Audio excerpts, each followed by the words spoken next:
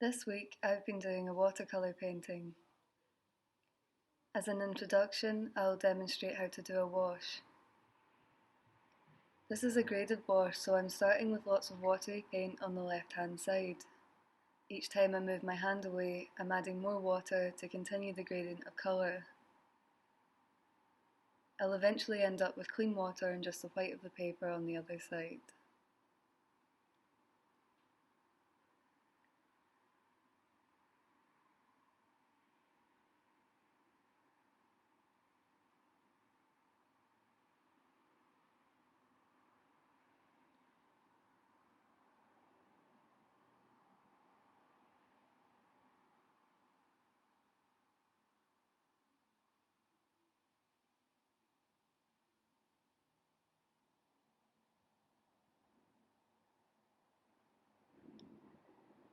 Next, I'll demonstrate how you can build up tone in layers using the same amount of watery paint.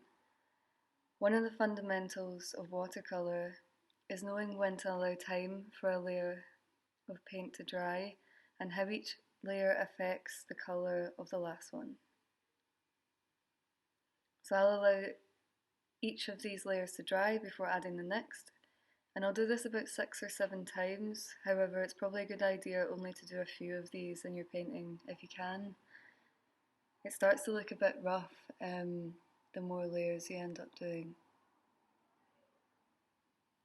It's important to note that having your paper on a board and at an angle allows the watery paint to spread evenly, and you don't end up with water gathering in the middle of the paper and drying in an unpredictable way. It's also important to use watercolour paper for these paintings, as if you use normal cartridge paper, it will just buckle and warp under the water you're adding.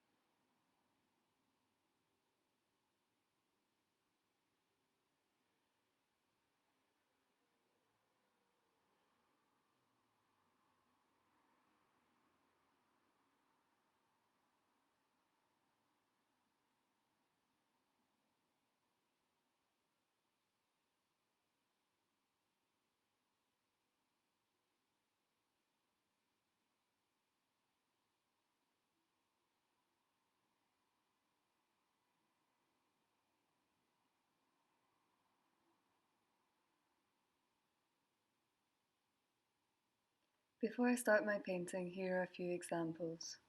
William Turner was an English Romantic painter, probably best known for his watercolours, and this first example is of a fire at the Tower of London. The second is called Sunset Across the Park from the terrace of Petworth House. Turner uses watercolour to explore light and landscape exceptionally well.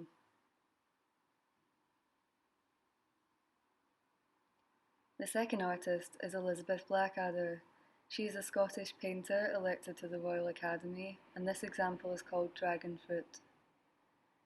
The second watercolour is called Exotic Fruits and Orchids. I like the way Elizabeth Blackadder lays out compositions of objects to study in watercolour, so I've chosen to paint a mask, a bolt, 5 nails and a small screw. Here I'm drawing my objects onto the paper. I use the pencil very lightly. 2B or lighter is best to use to save constantly rubbing out.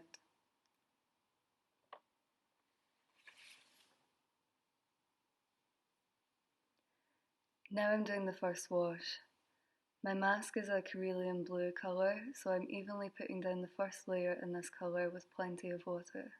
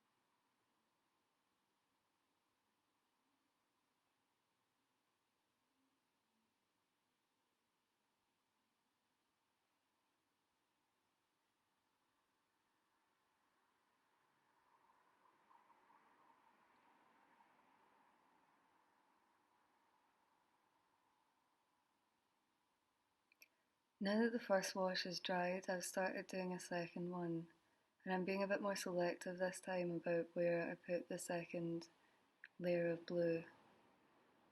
It's a fabric mask that's got a big stitch up the middle, so I'm trying to find some of the folds in the fabric.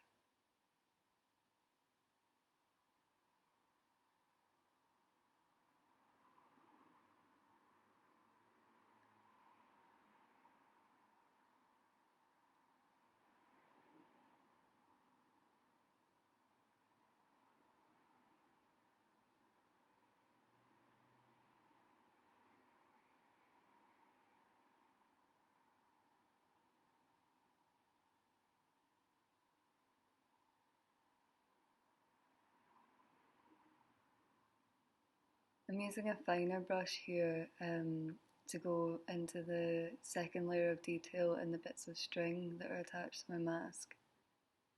But I really only use two brushes to do this painting.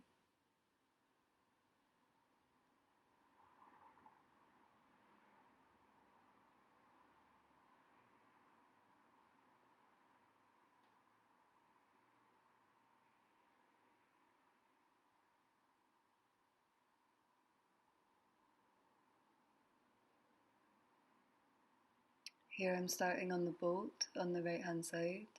This is just the first wash, so it's a kind of dark brown colour. So I'm just going to layer those in sections.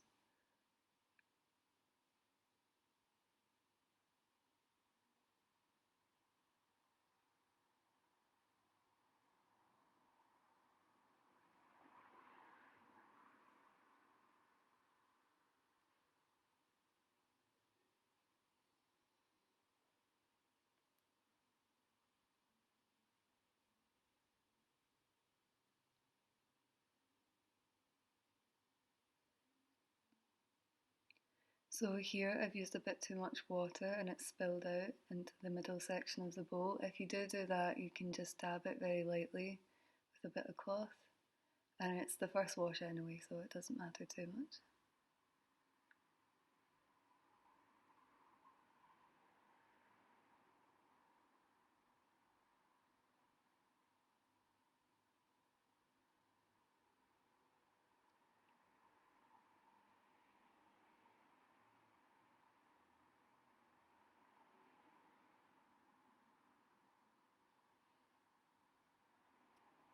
So now the first layer is dried, this is the second wash for the bolt.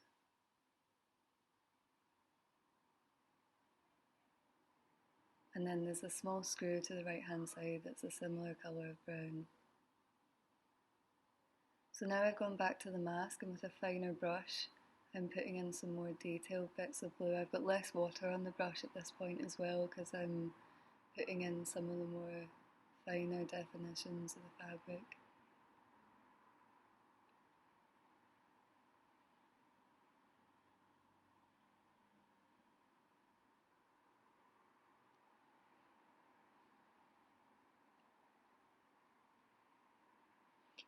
So apologies for the jump forward, but my phone ran out of storage and stopped filming before I realised.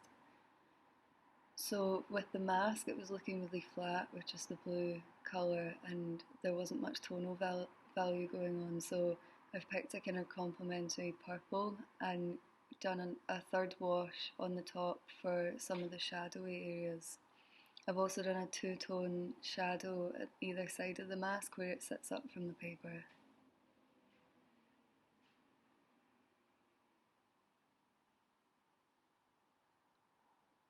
With the bolt I'm just adding bits of orange now because it's very rusty and old. I'm just letting that sort of seep into the other colours of brown.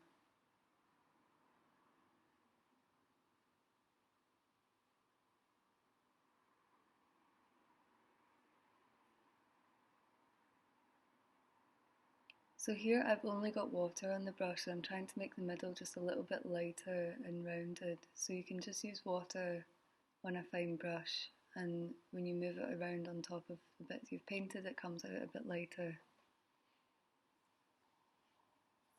So now I've started to put the first layer in on the nails as well, and I've just used a lighter blue colour and then a bit of orange down the bottom where it's a bit rusty.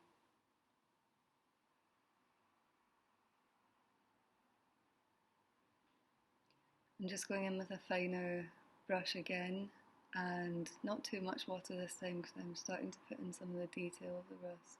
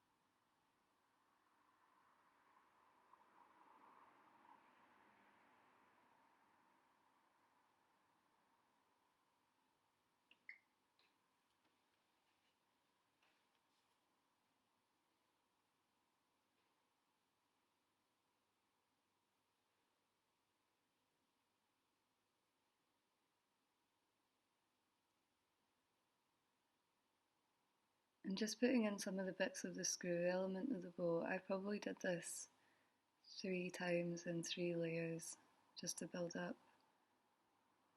a good amount of tone.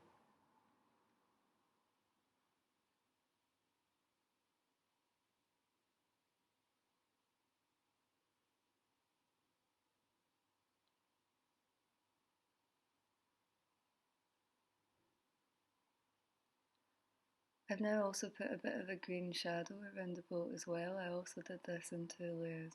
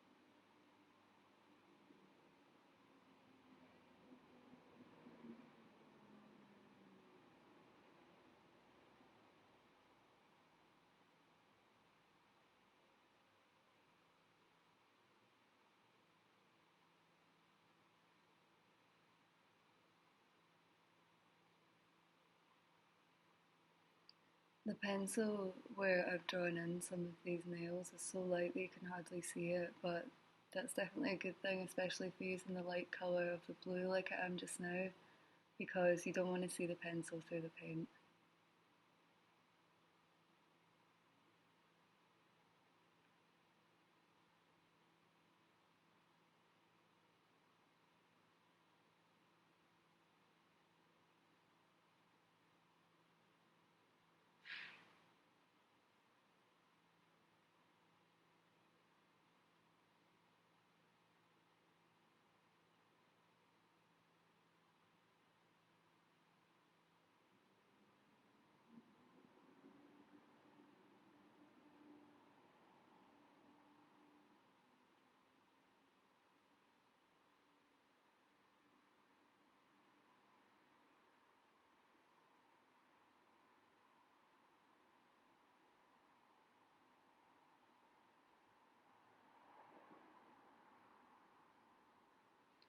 I probably enjoyed doing the nails most. I mean, I only did one wash, and then that's me just going in with a finer brush to do the detail of the rust. I think if I could go back and do the mask again, I probably would have relinquished a bit more control to the water in the first place.